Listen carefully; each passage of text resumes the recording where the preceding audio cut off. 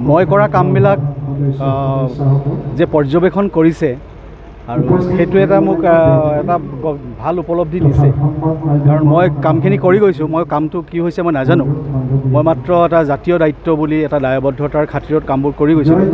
কিন্তু এই বস্তুবোৰ যে কিছু লোকে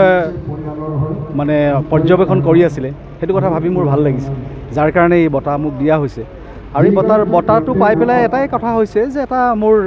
দায়িত্বটো বাঢ়িছে আৰু অনুপ্ৰেৰণা পাইছোঁ বঁটা এটা পালে মানুহে অনুপ্ৰেৰণা পায় গতিকে অনুপ্ৰেৰণা এটা মই নিশ্চয় পাইছোঁ আৰু সেইকাৰণে অসম সাহিত্য সভাৰ ওচৰত মই চিৰঋণী হৈ ৰ'লোঁ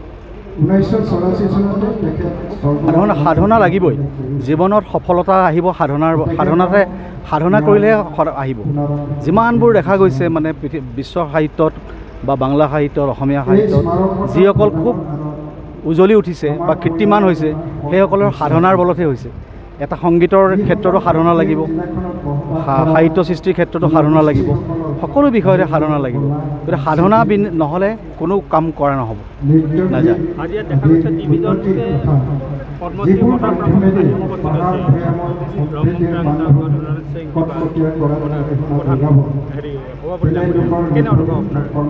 ভাল লাগিছে তেওঁলোকে যে মোক উৎসাহ জনাবলৈ আহিছে